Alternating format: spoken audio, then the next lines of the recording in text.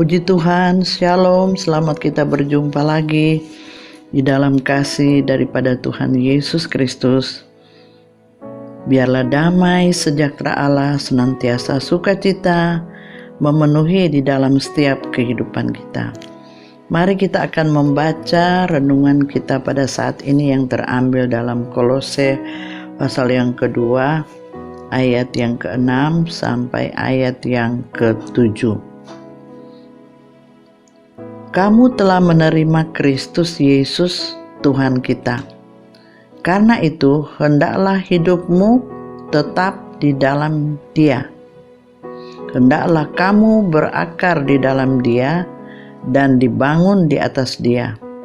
Hendaklah kamu bertambah teguh dalam iman yang telah diajarkan kepadamu, dan hendaklah hatimu melimpah dengan syukur.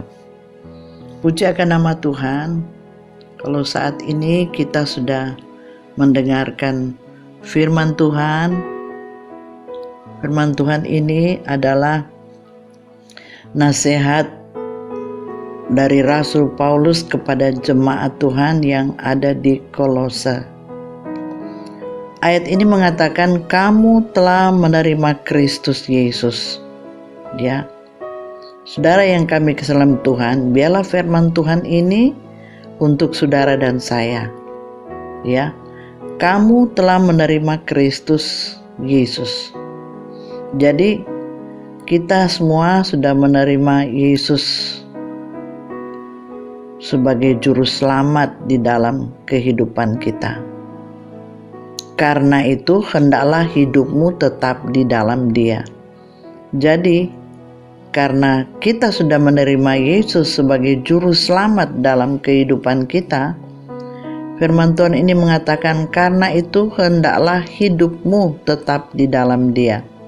Ya, hendaklah hidupmu merupakan satu nasihat, hendaklah hidupmu tetap di dalam Dia.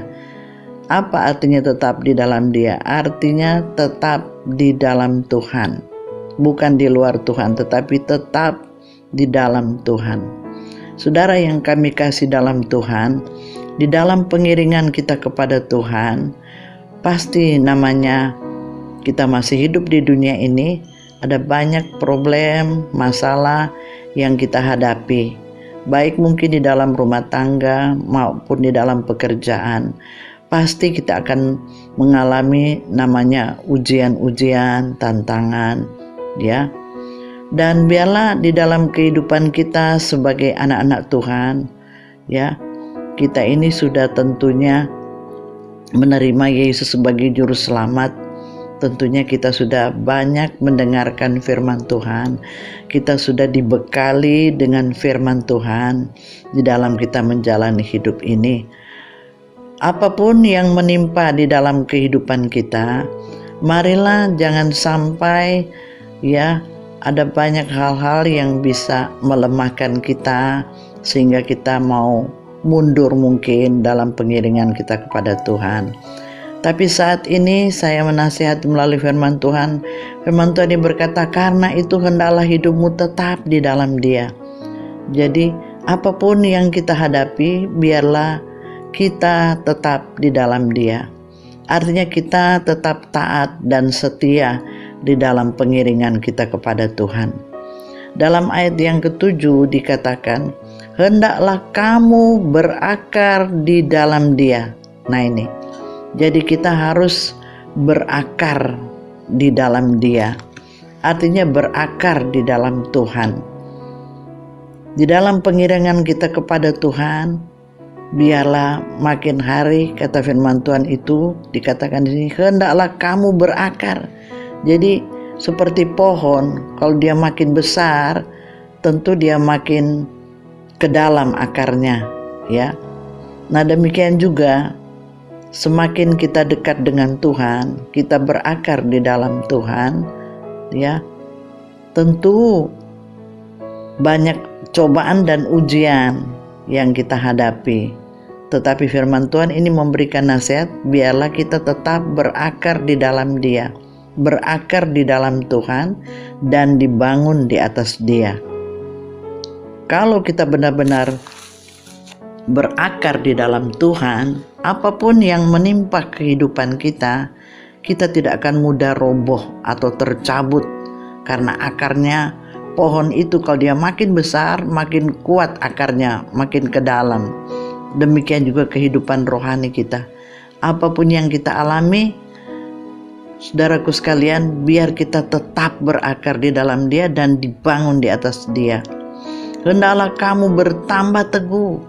Jadi makin banyak ujian, kita makin bertambah teguh. Ya. Di dalam ayat yang lain, hendaklah engkau menjadi kuat di dalam Tuhan dengan kuat kuasanya. Kuasa apa? Kuasa firman, kuasa Roh Kudus. Hendaklah kamu bertambah teguh dalam iman. Jadi bukan bertambah lemah, tetapi kita harus bertambah teguh. Dalam 1 Korintus dikatakan, berdirilah teguh, jangan goyah, giat selalu dalam pekerjaan Tuhan. Itu tertulis di dalam 1 Korintus 15, ya. Giat selalu dalam pekerjaan Tuhan, karena jeripayamu tidak sia-sia di dalam Tuhan, ya. Hendaklah kamu bertambah teguh dalam iman yang telah diajarkan kepadamu, dan hendaklah hatimu melimpah dengan syukur. Jadi hati kita ini selalu melimpah dengan syukur, ya. Ada saat-saatnya kita berada di dalam keadaan ketenangan, ya, tidak ada masalah. Tapi ada satu saat juga Tuhan izinkan kita mengalami pengalaman-pengalaman yang mengecewakan, ya, melemahkan kita. Tetapi kalau kita betul-betul sudah mempunyai satu iman yang kuat, iman yang teguh, ya, kita sudah diajar dengan firman Allah, biarlah firman Allah itulah yang akan memberikan kita kekuatan.